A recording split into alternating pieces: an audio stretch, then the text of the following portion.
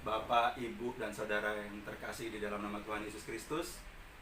Mari hari ini kita akan mulai kembali ibadah online pada hari ini. Mari kita siapkan hati kita. Kita tundukkan kepala, kita berdoa. Allah Bapa yang kami sembah di dalam nama Tuhan Yesus Kristus, Allah yang bertahta di kerajaan sorga. Ya Bapa, kembali kami datang sujud di hadapan-Mu. Ya Allahku, ya Bapakku, sebentar Tuhan kami akan memulai ibadah pada hari ini.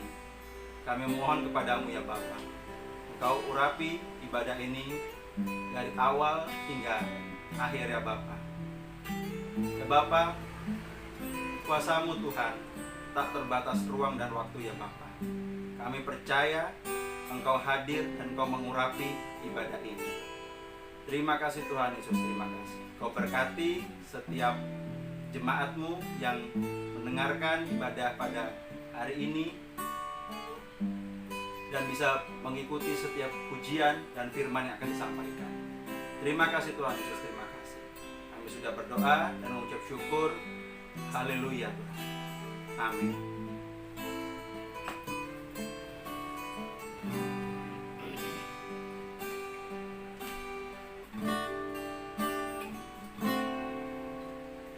Saat ini saat indah, ku memuji dan menyembah hadirat-Mu. Ku rasakan saat ku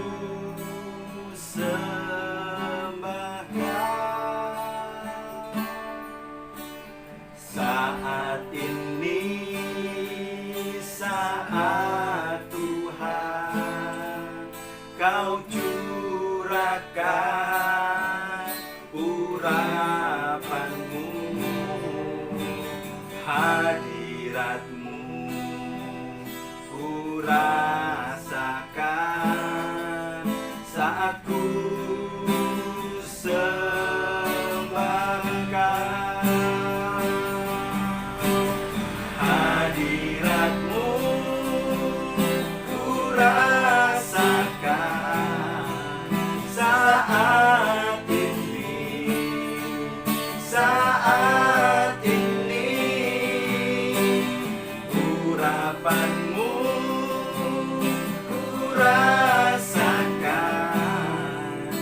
saat aku menyembah Kau Tuhan.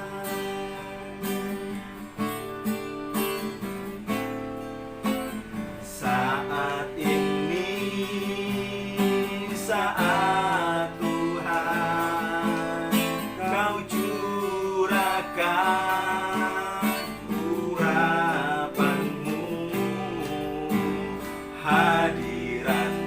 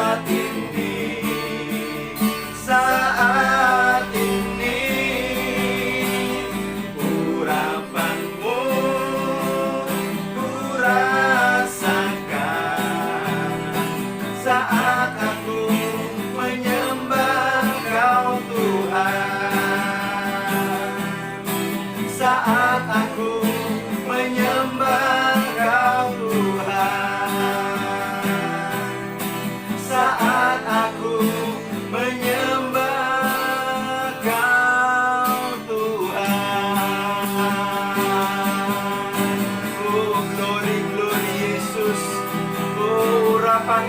rasakan ya Bapa. Haleluya, haleluya, haleluya, haleluya Yesus. Tunaikan pujian ini hanya bagi-Mu. Haleluya, haleluya, haleluya Bapa. Ku sembah nama-Mu kudus, ku puji nama-Mu ya Yesus. Haleluya Bapa. Haleluya.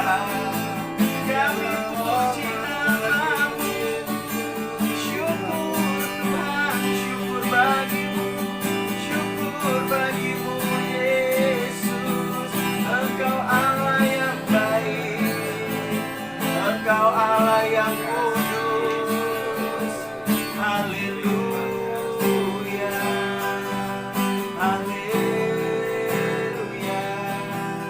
haleluya Tuhan. Terima kasih Yesus.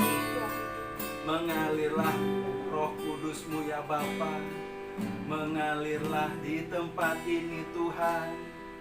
Haleluya, haleluya Yesus. Haleluya ya Bapa. Haleluya Tuhan Yesus. Haleluya ya Bapa.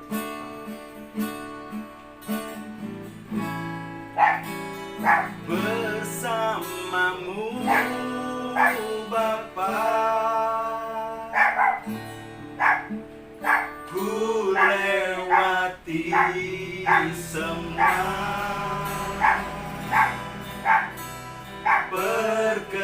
perkenanan-Mu ya.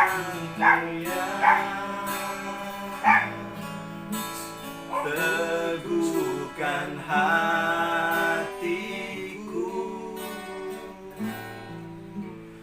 Engkau yang bertindak, memberi pertolongan.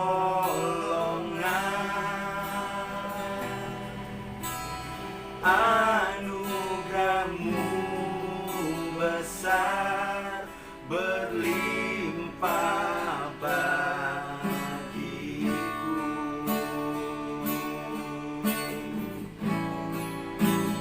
Bersama-Mu Bapa,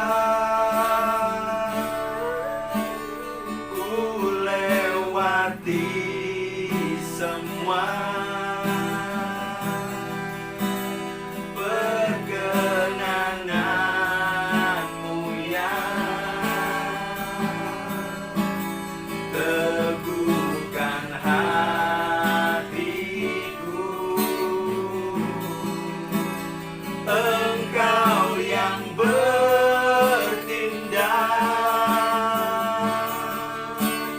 memberi pertolongan.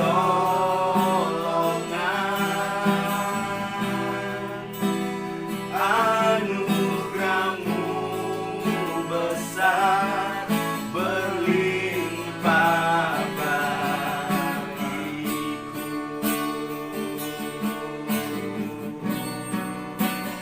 Anugerah-Mu besar, berlimpah bagiku.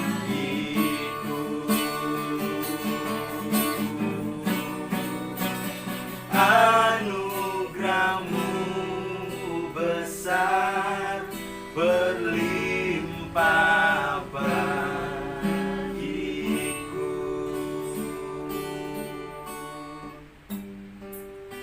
Terima kasih ya Tuhan Yesus. Terima kasih ya Allahku. Kami mengamini pujian ini ya Bapa. Anugerah-Mu besar, berlimpah bagi setiap jemaat-Mu ya Bapa. Ya Tuhan,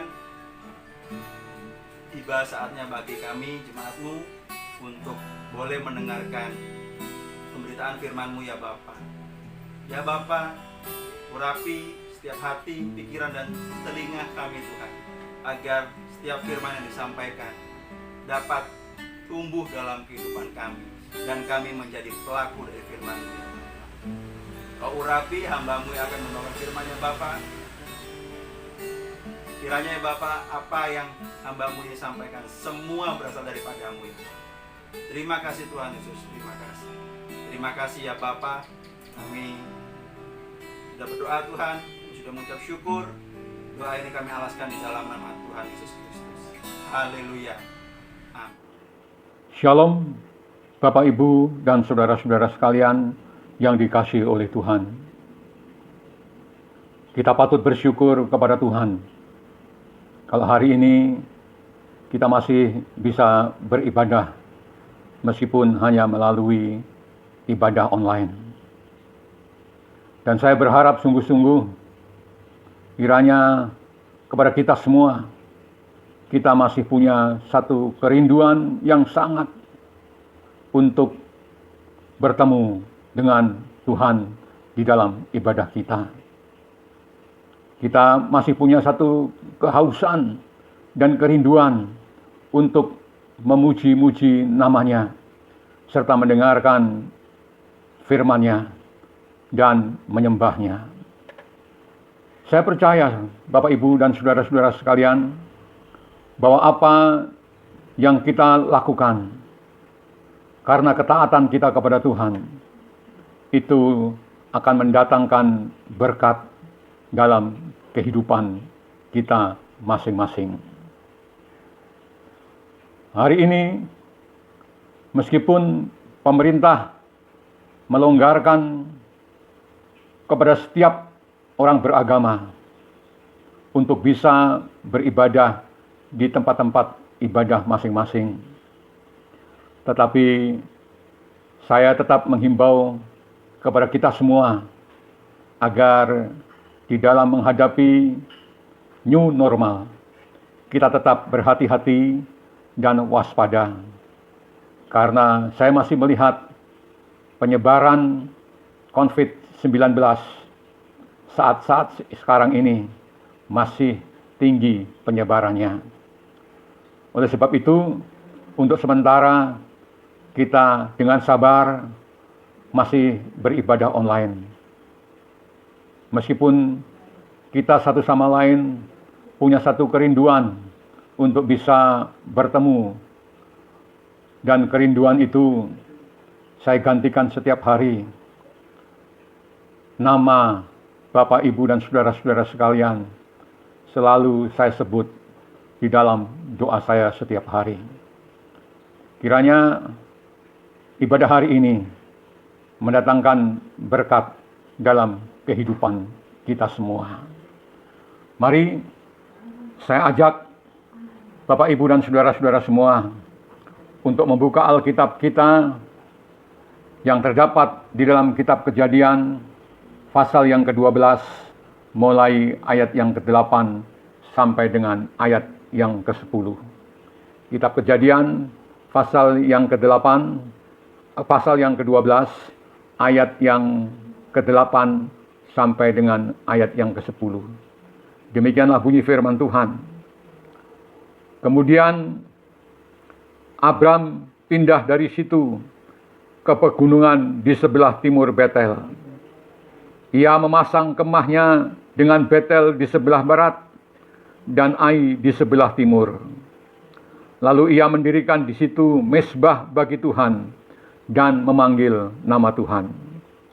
Sesudah itu Abram berangkat dan makin jauh ia berjalan ke tanah Negeb. Ketika kelaparan timbul di negeri itu, pergilah Abram ke Mesir untuk tinggal di situ sebagai orang asing, sebab hebat kelaparan di negeri itu.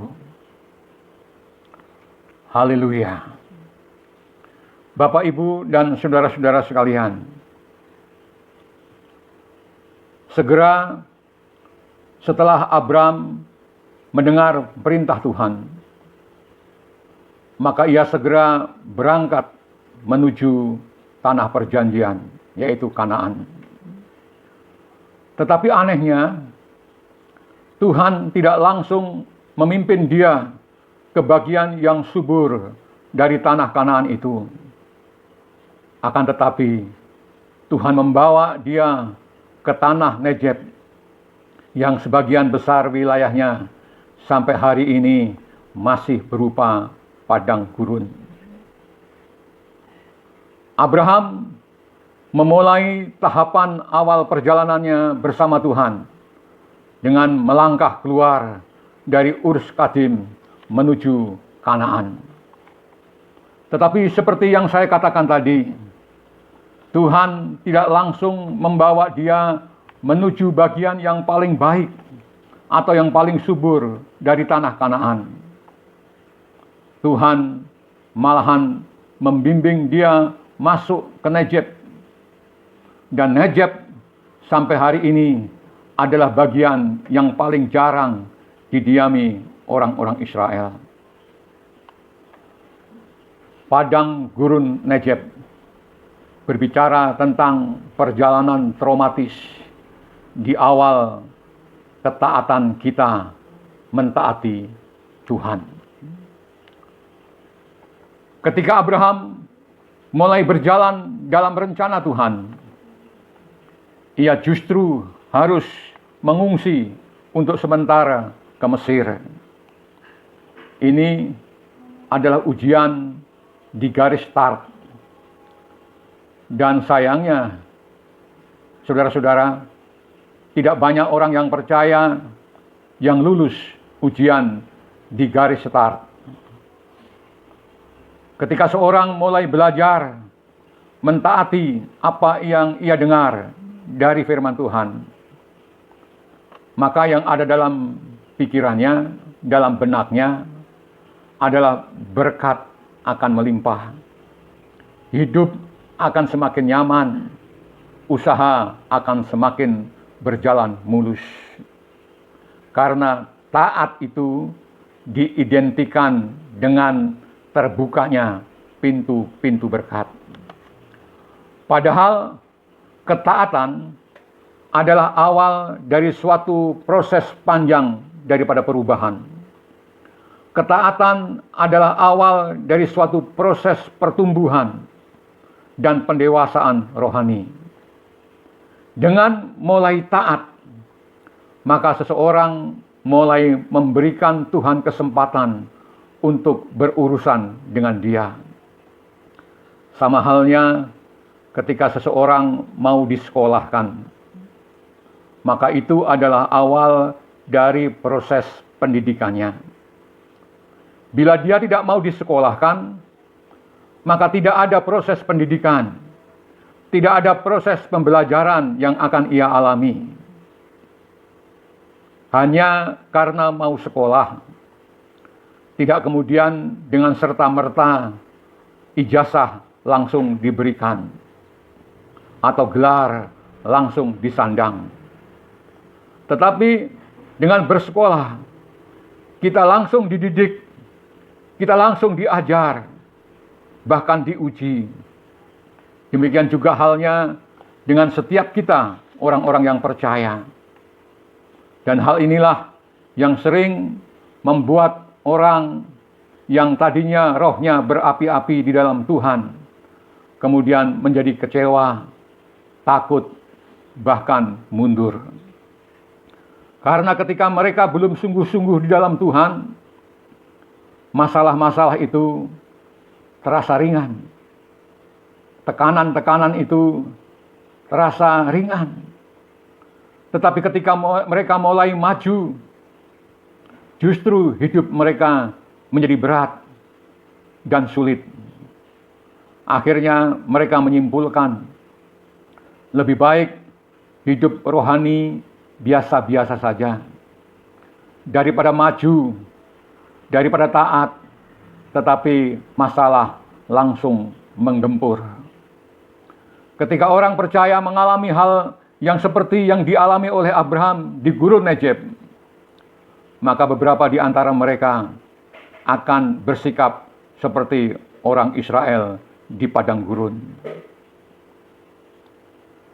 Mereka akan bingung dan tertekan. Itu yang pertama yang dialami oleh bangsa Israel. Mereka menggerutu, bukankah aku sudah mentaatimu? Bukankah aku sudah melakukan yang engkau suruhkan? Apakah aku salah mendengar perintah-perintahmu? Dan fase ini adalah fase pengkikisan sisa-sisa daripada karakter bangsa Israel yang suka hidup menurut kehendak hati sendiri. Bapak, Ibu, dan saudara-saudara sekalian, ketika hidup ini diserahkan kepada Tuhan, maka yang terjadi seringkali tidak sesuai dengan keinginan dan harapan kita. Maka tidak jarang, maka kendali kita ambil kembali dari tangan Tuhan. Sebelum kita taat kepada Tuhan, kita serahkan kepada Tuhan. Semua kita serahkan kepada Tuhan.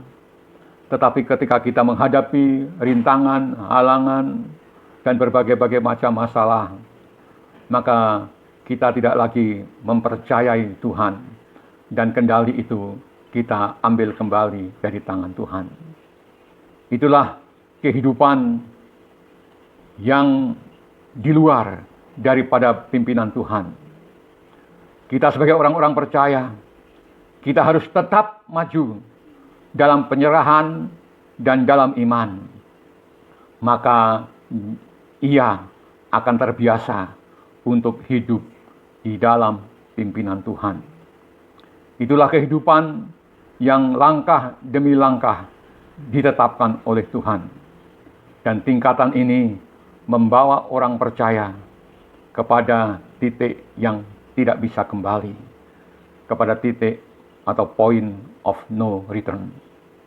Mereka tidak lagi akan hidup dalam lingkaran masalah yang tidak putus-putusnya, tetapi mereka akan terus berjalan kepada panggilan yang lebih tinggi, walaupun hadangan dan rintangan tetap menghadang mereka.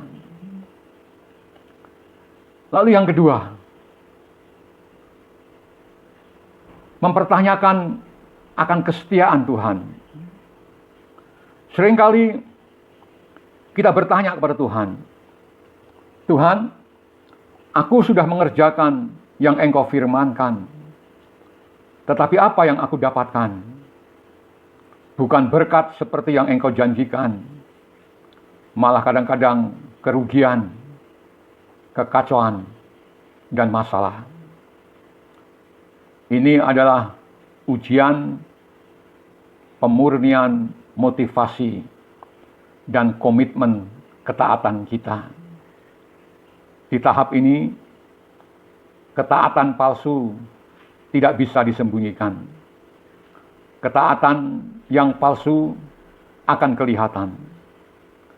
Motivasi untuk taat sementara waktu akan tampak berupa sungut-sungut, berupa penggerutuan, berupa omelan dan keluhan, ketidakpuasan, bahkan pemberontakan kepada Tuhan.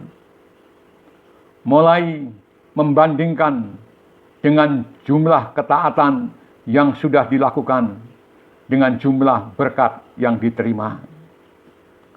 Kita mengatakan kepada Tuhan, Tuhan, aku sudah lakukan banyak hal, tetapi Tuhan belum lakukan sesuai dengan janji-janji-Mu. Padahal bagi setiap orang yang percaya, masalah itu adalah juga berkat.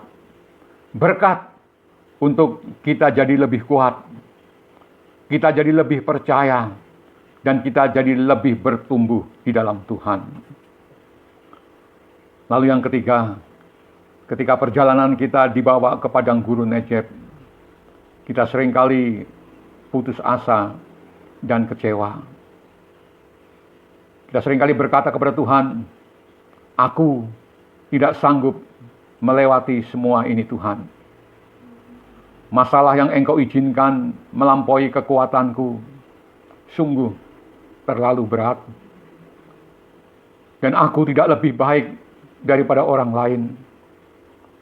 aku tidak kuat untuk menanggungnya. Saudara-saudara, pada saat kita demikian, kita sedang dimurnikan, kita sedang diuji, dan kita sedang dibentuk. Dan biasanya kita selalu membenarkan diri sendiri bahwa orang-orang lain juga pasti atau seperti kita tidak kuat atau menyerah kalah. Jadi Tuhan jangan terlampau berharap aku akan lulus. Kita tidak punya kelebihan daripada orang-orang lain di dalam menanggung penderitaan. Bapak, Ibu, dan saudara-saudara sekalian, menolak untuk membuat perbedaan dan menjadi berbeda, itu berarti menolak menjadi anak-anak yang dikasihi oleh Tuhan. Orang-orang yang mengikut Yesus bisa dibagi menjadi dua, yaitu kumpulan jemaat dan murid. Kumpulan jemaat adalah rombongan yang ikut datang dengan berbagai-bagai macam tujuan. Ada yang mencari kesembuhan, ada yang ingin melihat mujizat, ada yang ikut-ikutan orang lain sekedar meramaikan suasana. Mereka ikut kapan dia sempat, kapan dia ingin, dan kapan dia butuh. Tetapi seorang murid ikut terus-menerus dan mau dilatih untuk melakukan kehendak dan rencananya. Saudara-saudara, ketika banyak orang di sekitar kita gagal dan menyerah kalah, jangan kita terpengaruh dan jangan kita membela diri sendiri bahwa kita tidak berbeda dengan mereka. Melainkan, mari kita bangkit dan izinkan Tuhan beracara dalam kehidupan kita. Maka kita akan menjadi berbeda dengan mereka. Orang-orang yang berhasil adalah orang-orang yang terus maju ketika orang lain berhenti. Tidak ada usaha yang gagal. Yang ada hanya orang yang gagal berusaha. Tuhan telah merancang setiap anak-anaknya sebagai seorang pemenang. Dia menginvestasikan dan memperlengkapi segala hal yang dibutuhkan agar setiap anak-anaknya menang. Dan lihatlah dari sudut pandang Tuhan. Jangan percaya kepada perkataan iblis. Jangan mau kita diintimidasi oleh iblis. Ingat, Bapak, Ibu, dan saudara-saudara sekalian, keraguan adalah separuh daripada kekalahan. Sedangkan iman adalah separuh dari kemenangan. Kejadian pasal yang ke-30, Kejadian pasal yang ke-13, ayat 10 sampai dengan ke-12 dikatakan begini, saya bacakan.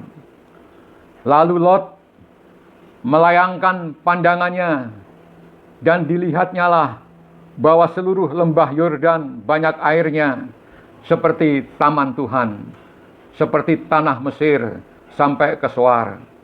Hal itu terjadi sebelum Tuhan memusnahkan Sodom dan Gomora. Sebab itu Lot memilih baginya seluruh lembah Yordan itu.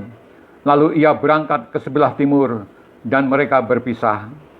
Abraham menetap di tanah Kanaan, tetapi Lot menetap di kota-kota lembah Yordan dan berkemah di dekat Sodom.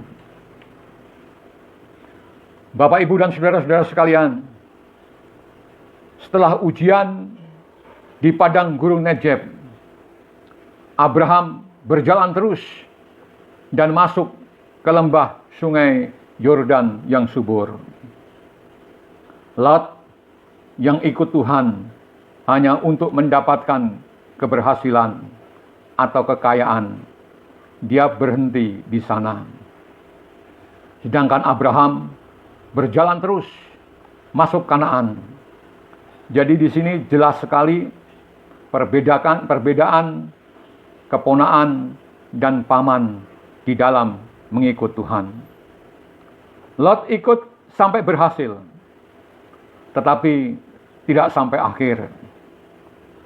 Abraham berjalan terus sampai akhirnya dia mencapai tempat yang disiapkan Tuhan dan menikmati semua kegenapan janji-janji Tuhan.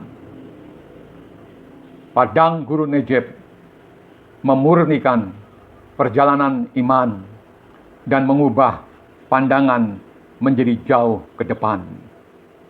Bukan hanya sekedar hal mencari materi dan kenikmatan hidup dan berhenti hanya sampai di sana.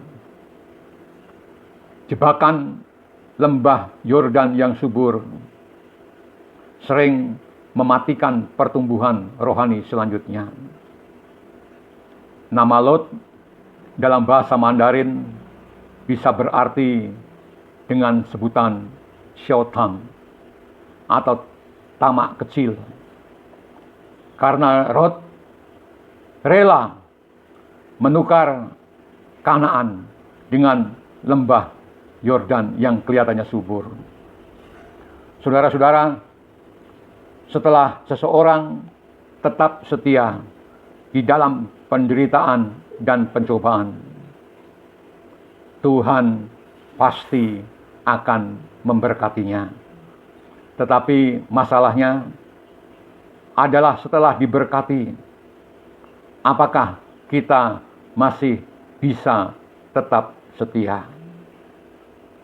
Diceritakan selanjutnya, setelah lulus dari tawaran lembah Yordan yang subur, Abraham masuk ke dalam negeri yang dijanjikan Tuhan. Dari ayat-ayat yang kita baca di dalam kitab Kejadian pasal yang ke-13, jelas mengatakan bahwa semua yang dilihatnya sejauh mata memandang atau sejauh apa yang dilihat oleh Abraham dan sekuat dia bisa menjelajahinya, itu diberikan semuanya kepada Abraham. Haleluya. Banyak orang ingin melihat sesuatu yang mereka impikan terjadi, tetapi terlalu banyak mimpi yang tidak pernah menjadi kenyataan.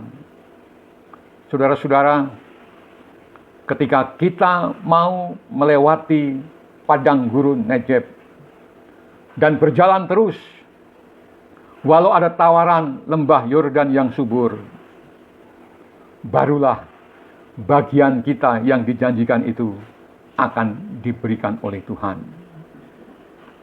Bapak, Ibu, dan saudara-saudara sekalian, untuk mencapai target yang Tuhan tetapkan dalam hidup kita, maka kita tidak boleh terikat pada keberhasilan maupun berkat yang Tuhan berikan kepada kita. Abraham rela ketika Tuhan meminta apa yang ia telah berikan untuk diambilnya kembali. Demikian pula kita sebagai anak-anak Tuhan.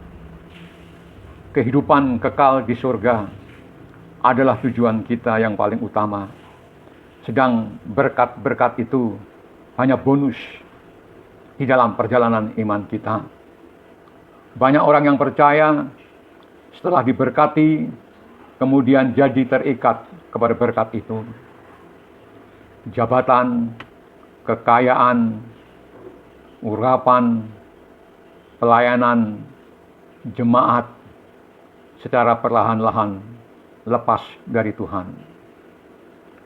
Kalau dahulu, sewaktu kita belum berhasil, kita mendapatkannya dengan cara-cara Tuhan. Tapi setelah berhasil mempertahankannya dengan segala cara, bahkan dengan cara yang melawan Tuhan. Apapun yang Tuhan berikan, Dia tetap berkuasa penuh atas pemberiannya untuk dipakai menurut kehendak hatinya. Jangan hidup dengan prinsip, sebelum aku menerima segala sesuatu, aku bergantung kepada Tuhan. Setelah aku terima semuanya, semua tergantung kepada diri sendiri. Dan ini adalah wujud daripada kesombongan. Lukas pasal yang ke-12, ayat yang ke-48 bagian B dikatakan, setiap orang yang kepadanya banyak diberi, daripadanya akan banyak dituntut. Dan kepada yang banyak dipercayakan, daripadanya akan lebih banyak lagi dituntut. Bapak, Ibu, dan saudara-saudara sekalian, sebagai akhir kata, pengalaman gurun Nejeb membawa orang-orang percaya untuk tidak trauma di awal perjalanan iman dan ketaatan kepada firman-Nya. Tidak menyerah di garis permulaan, tetapi maju terus untuk mencapai maksud Tuhan di dalam hidupnya. Sehingga semua berkat dan janji Tuhan akan menjadi bagiannya. Dan kita semua akan menjadi sahabat Tuhan. Kiranya firman Tuhan hari ini bisa menguatkan iman percaya kita kepada Tuhan. Jangan berhenti ketika kita mengalami masalah dan pergumulan, tapi terus maju dan taat kepada Tuhan. Maka Tuhan pasti akan melepaskan kita dari setiap permasalahan yang membebani hidup kita masing-masing. Tuhan Yesus memberkati saudara-saudara semua. Mari kita dudukkan kepala dan kita datang kepada Tuhan. Bapa yang ada di dalam surga, Allah yang kami sembah, Allah yang kami kenal di dalam Tuhan Yesus Kristus yang sudah menjadi Tuhan dan Juru Selamat. Hari ini kami mengucap syukur kalau kami boleh datang kepadamu. Kami boleh menaikkan puji-pujian, kami boleh menyembahmu, dan kami boleh kembali mendengarkan sebagian daripada sabdamu. Sabdamu menguatkan perjalanan iman kami, Tuhan. Bahwa di tengah-tengah dunia ini, setiap kami, baik kami anggota jemaat biasa, maupun kami sebagai pelayan-pelayan Tuhan, hamba-hamba Tuhan, tidak terlepas daripada setiap masalah. Kami diizinkan Tuhan untuk masuk ke padang gurun Nejeb. Ada maksud Tuhan untuk kami semua, agar kami tetap mengandalkan Tuhan, agar kami tetap mempercayai Engkau, Allah yang senantiasa menuntun setiap langkah demi langkah kami. Terima kasih Tuhan Yesus. Terima kasih. Kami bersyukur karena melalui firman-Mu kami terus dikuatkan, sehingga kami mampu untuk berjalan terus dan sampai ke tujuan kami, yaitu kami boleh menerima berkat-berkat yang telah Engkau janjikan. Bapa, kami datang menghampiri Engkau. Kami bawa sidang jemaat-Mu satu persatu ke hadapan-Mu. Tuhan campur tangan. Tuhan tolong, Tuhan turunkan belas kasihan-Mu kepada sidang jemaat-Mu, sehingga mereka boleh menerima pertolongan daripada Tuhan. Hamba-Mu berdoa untuk setiap jemaat, setiap kita yang saat ini menderita sakit. Apapun sakit kita, tidak ada sakit yang terlalu berat bagi Tuhan. Tuhan sanggup untuk menyembuhkannya. Oleh sebab itu, hamba berdoa di dalam nama Tuhan Yesus yang berkuasa, yang oleh bilur-bilur-Mu yang telah dihancurkan di Bukit Golgota, sakit penyakit kami disembuhkan di dalam nama Tuhan Yesus Kristus. Demikian pula yang susah, Allah Roh Kudus, Engkau senantiasa memberikan kekuatan kepada kami, memberikan penghiburan kepada kami, sehingga kesusahan kami, kekhawatiran kami, Engkau gantikan menjadi sukacita dan kekuatan untuk kami terus berjalan. Yang kecewa, yang undur, yang lemah, Tuhan juga memberikan ketabahan dan semangat yang besar untuk terus tetap melayani Tuhan sampai pada akhirnya. Terima kasih Tuhan, terima kasih. Lindungi setiap jemaat kami, setiap saudara-saudara yang mendengarkan firman Tuhan ini dan ikut dalam ibadah ini. Lindungi mereka dari segala mara bahaya, dari ancaman wabah COVID-19 yang masih dengan ganasnya merajalela di kota kami dan di daerah kami. Lindungi kami dari semuanya. Luputkan kami dari segala wabah-wabah ini Tuhan. Darah Yesus Kristus yang sanggup untuk melindungi keluarga-keluarga kami dari segala macam wabah dan ancaman-ancaman yang berbahaya. Terima kasih Tuhan. Terima kasih. Kami bersyukur untuk kesempatan hari ini, dan biarlah nama Tuhan selalu dipermuliakan melalui kehidupan kami masing-masing. Sebelum kita berpisah satu dengan yang lain, mari kita angkat tangan dan kita akan menerima berkat dari Tuhan.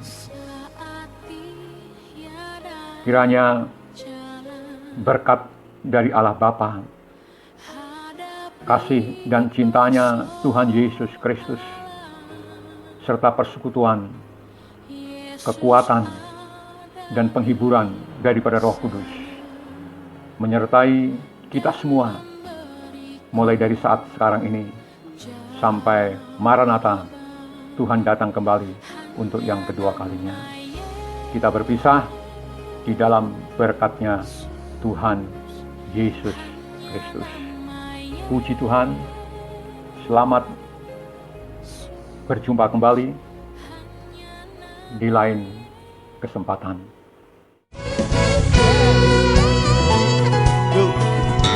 Tuhan Allah kita bertahan atas pujian umat-Nya. Tuhan Allah kita bertahan atas pujian umat-Nya. Bila Allah hadir di tengah kita, kuasa-Nya mengalir dengan dahsyat-Nya. Ada kuasa dalam pujian, bernyanyilah segenap hati dan jiwa, sebab ada kuasa dalam pujian yang sanggup membuka kekuatan lawan. Ada kuasa dalam pujian, bernyanyilah segenap hati dan jiwa, sebab ada kuasa dalam pujian ceria yang sanggup membuka kekuatan lawan. Mari dengan segenap hatimu, segenap jiwamu, sukakan hati Tuhan. Sama-sama.